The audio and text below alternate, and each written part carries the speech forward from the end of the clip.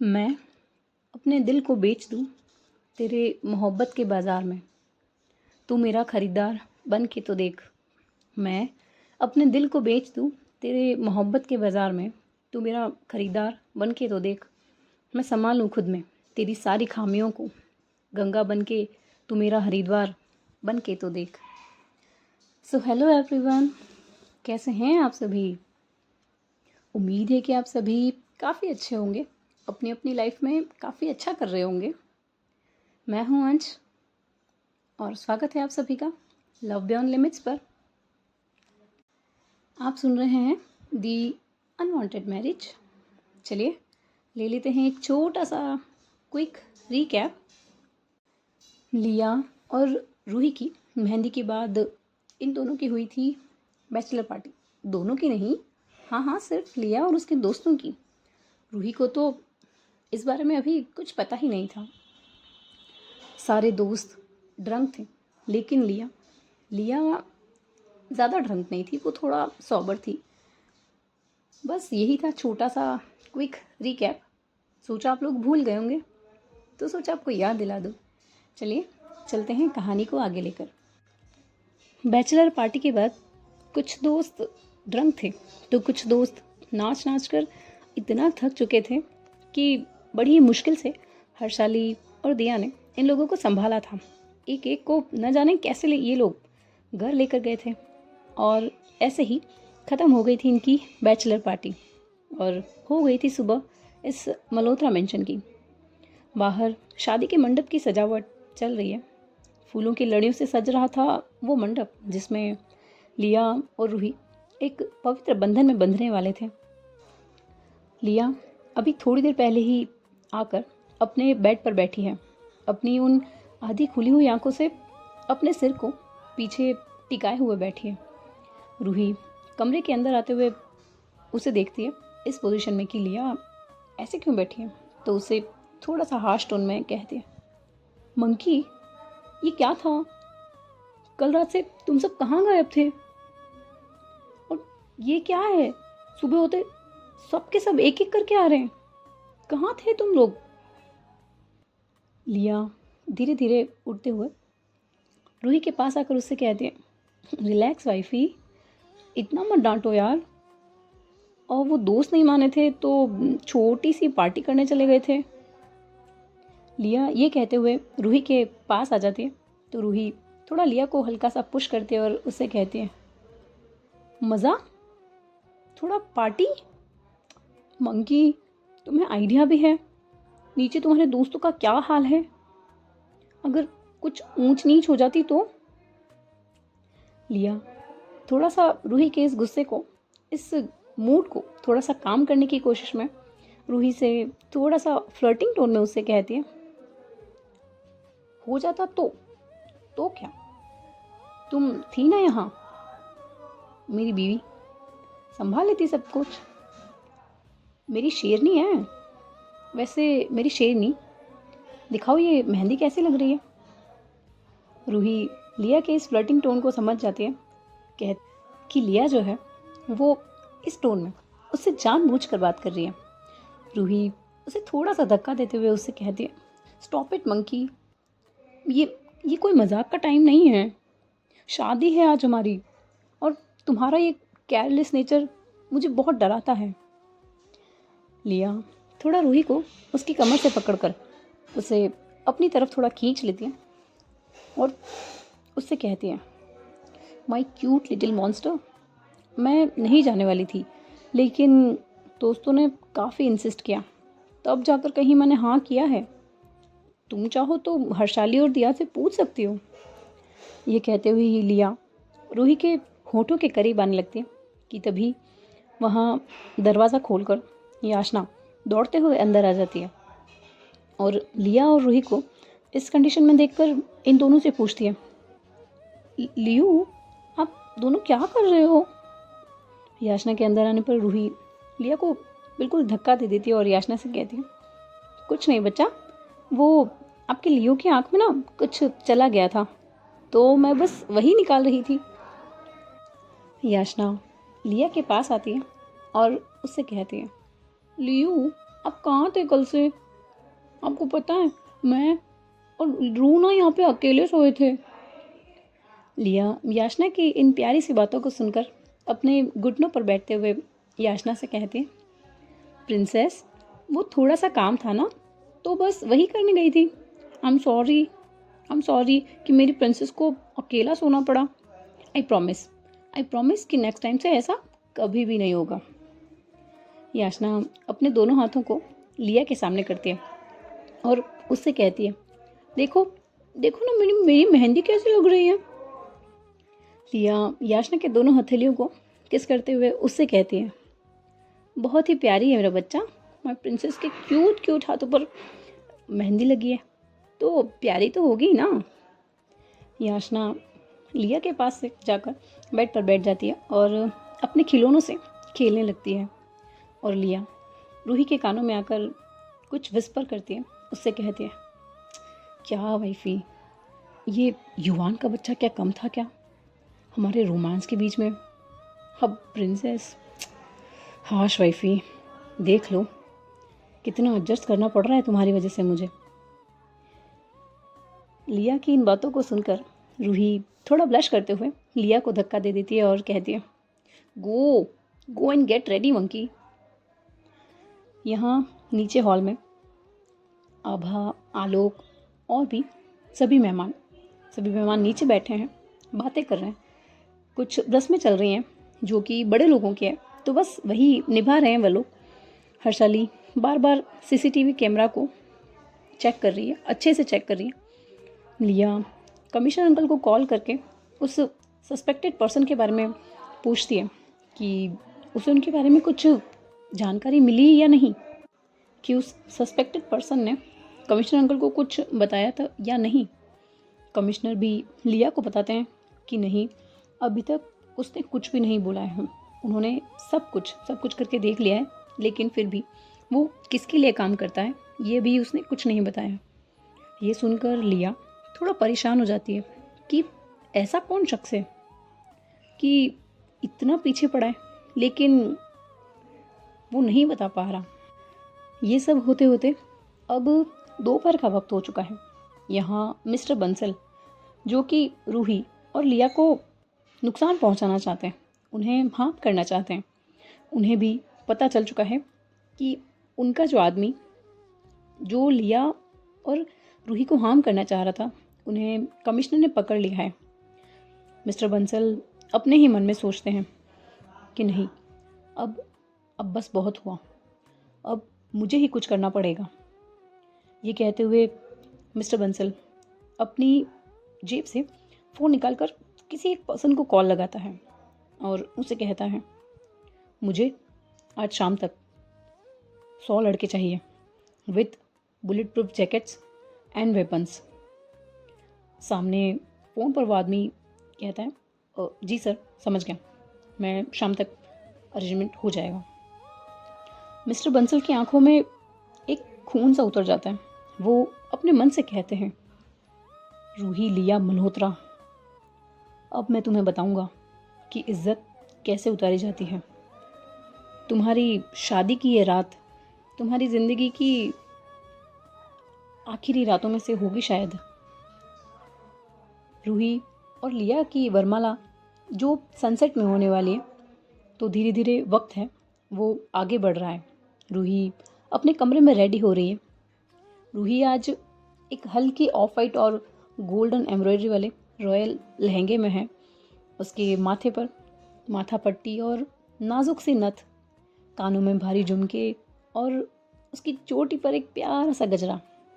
थोड़ी सी नर्वस है, लेकिन चेहरे पर एक अलग ही खुशी है। उसके गालों की वो लालिमा और आंखों की ये चमक उसे एकदम प्रिटी गोल्डन स्पेशल बना रही है।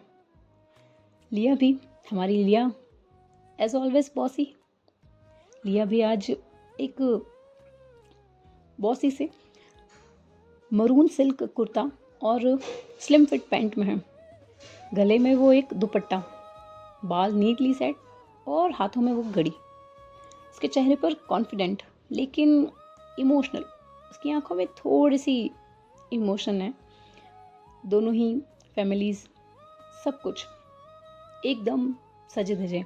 सारे दोस्त भी एकदम प्रॉपरली रेडी हुए हैं।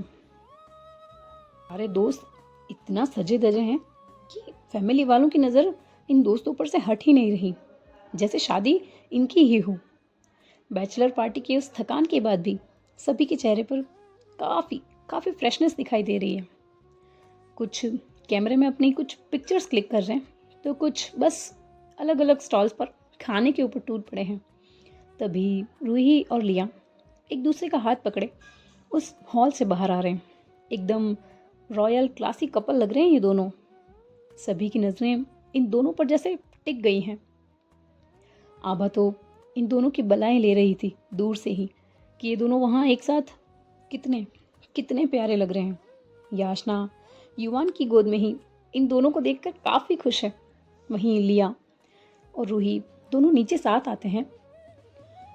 आभा और सारी फैमिली मेम्बर्स, खन्नाज, मल्होत्राज, बुआ, मौसी, सब के सब इनके पास आते हैं और आभा इन दोनों की बलाएं लेती है और एक नज़र का जो साइन होता है ना, थू थू थू, वो वाला इन लोगों के साथ में करती है। और ये दोनों उस मंडप की तरफ बढ़ ही रहे थे कि तभी रूही के कज़न्स में से एक छोटी सी प्यारी सी बच्ची उसके पास आती है और उससे कहती है, रूदी रूदी, आपको सारा दी अंदर बुला रही हैं, उन्हें आपसे बहुत ज़रूरी बात करनी है। रूही थोड़ा परेशान होकर सोचती है कि सारा दी को इस वक्त क्या ज़रूरी बात करनी है। लिया वहाँ एक बार सबकी तरफ देखती है तो उसमें सच में सारा नहीं थी। तो लिया भी रूही से कहती है, जाओ वाइफी, मे बी उन्हें कुछ ज़रूरी काम होगा। रूही पहले उस छोटी सी बच्चे की तरफ देखती है, फिर लिया की तरफ देखती है और फिर एक बार आभा की तरफ देखती है। तो आभा उन्हें अपनी आंखों के इशारे से रूही को वहाँ जाने के लिए कहती है। रूही भी वहाँ से सारा के कमरे की तरफ चली जाती है और लिया मंडप की तरफ पहुंचकर वहाँ बैठ जाती है। रूही सारा के कमरे में पहुँचती है तो वहाँ सारा को आवाज़ लगाती है, दी, सारा दी, कहाँ हैं आप? क्या हुआ? दी, क्यों बुलाया आपने मुझे?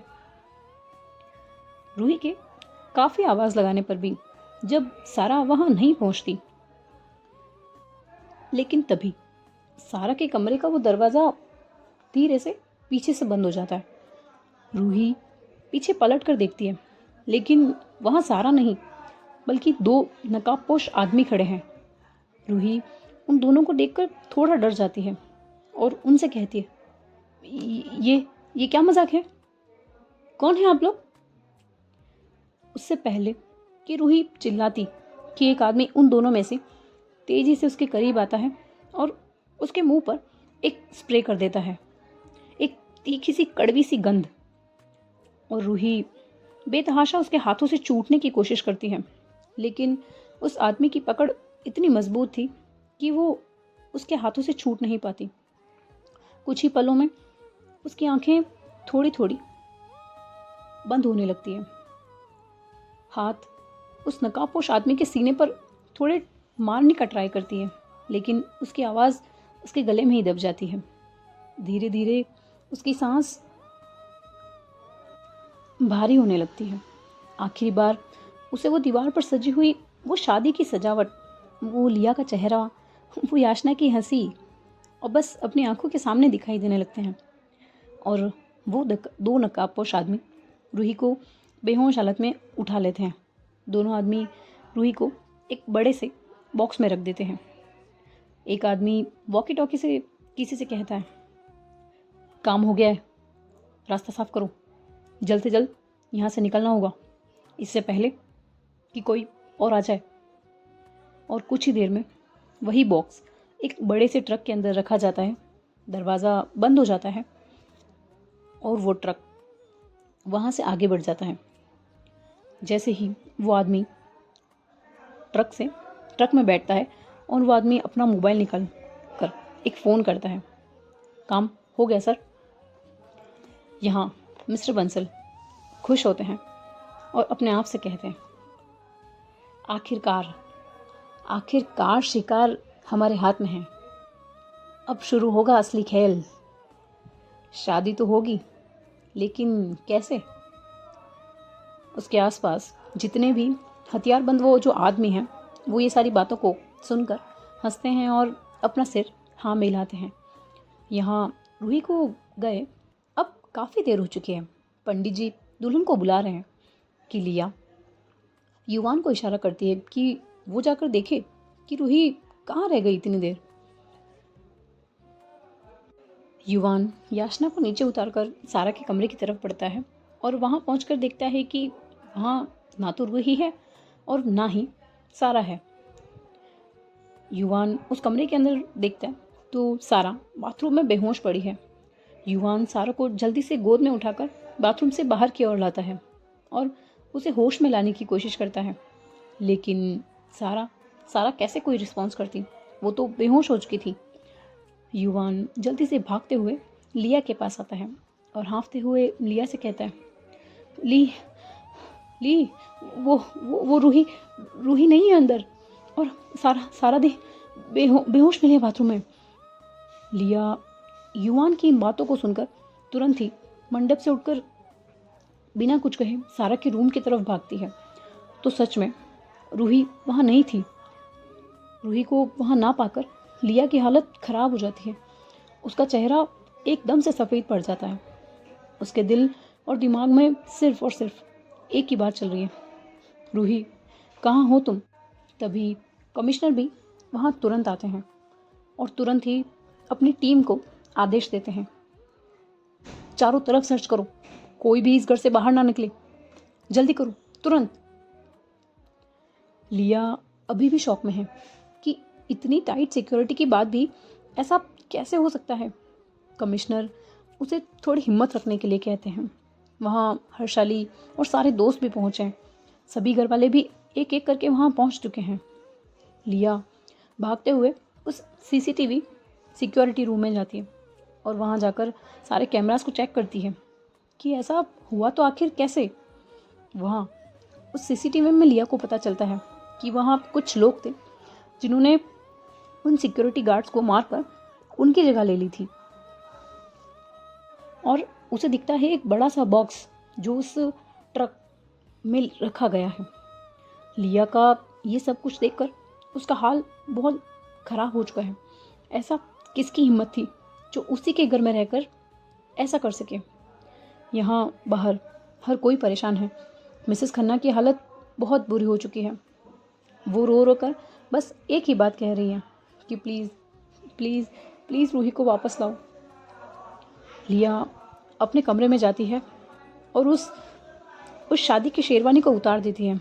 उसका चेहरा बिल्कुल गुस्से से लाल हो चुका है। वो अपने आप से ही कहती है, ये जो कोई भी है, इसने मेरी रूह को हाथ लगाने की हिम्मत की है। अब मैं इसे नहीं छोड़ूंगी। एक अंधेरा सा गोदाम, चारों तरफ हाथों में हथियार लिए हुए कुछ लोग। रूही जो अपने उसी लहंगे में एक कुर्सी पर बंधी हुई है, हाथों पर रस्सी और पैरों में भी रस्सी। अभी थोड़ा थोड़ा होश में आने की कोशिश कर रही है। वो आंखों पर पट्टी है, कानों में कुछ आवाज़ें साफ साफ उसके सुनाई दे रही हैं, लेकिन कुछ क्लियर नहीं है।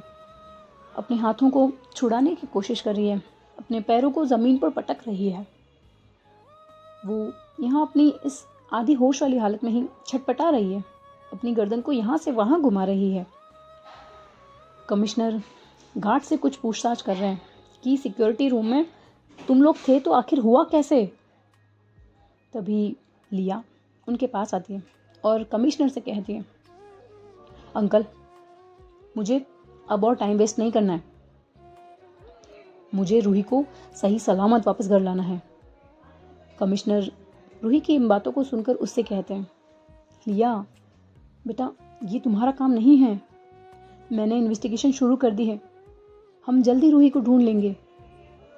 लिया अपने उन गुस्से से भरी आंखों को कमिश्नर अंकल पर करती है और उनसे कहती है, अंकल अगर पुलिस ये सब संभाल पाती तो क्या रूही यहाँ से गायब होती? आप बताइए मुझे। इतनी टाइट सिक्योरिटी के बाद भी जब अगर यहाँ से रूही गायब हो सकती है तो बताइए क्या काम क्या की है पुलिस। मैं यहाँ बैठकर और इंतज़ार नहीं कर सकती। लिया जैसे ही वहाँ से निकलने लगती है कि तभी वहाँ हर्षाली और दिया भी आ जाते हैं और ये दोनों लिया के साथ जाने के लिए उससे कहते हैं। वो भी उसके साथ निकल पड़ते हैं।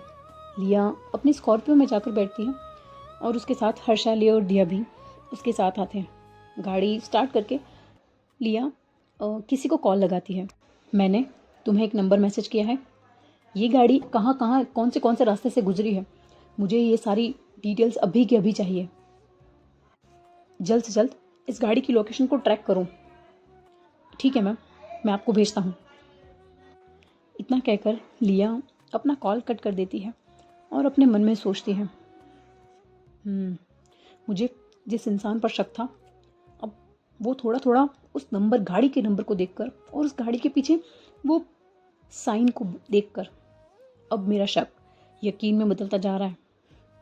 और जहाँ मैं सोच रही हूँ मेरे हिसाब से रूही वहीं होगी। तभी कमिश्नर अंकल का फ़ोन लिया के पास आता है। लिया बेटा, तुम्हारा यूँ अकेले जाना कहीं भी ठीक नहीं है, प्लीज़ मेरी बात मानो। कमिश्नर लिया के लाख मना करने पर भी उससे उसकी लोकेशन को शेयर करने को कहते हैं और अपनी एक टीम को लिया के पीछे पीछे लगा देते हैं। तो दोस्तों देखते हैं अब आगे क्या होता है लिया और रूही की कहानी में। क्या लिया रूही को बचा पाएगी और मिस्टर बंसल ने आखिर ये सब किया क्यों, ये तो आपको आने वाले भाग में ही पता चलेगा। कहानी कैसी लग रही है? अगर अच्छी लग रही है तो प्लीज़ लाइक करिएगा, कमेंट भी कीजिएगा, शेयर भी कीजिए आपके अपने चैनल को। मिलूंगी मैं आपसे कहानी के अगले भाग में। तब तक के लिए खुश रहिए, अपने अपनों को खुश रखिए और लाइफ को एंजॉय कीजिए। Bye bye, take care, thank you so much.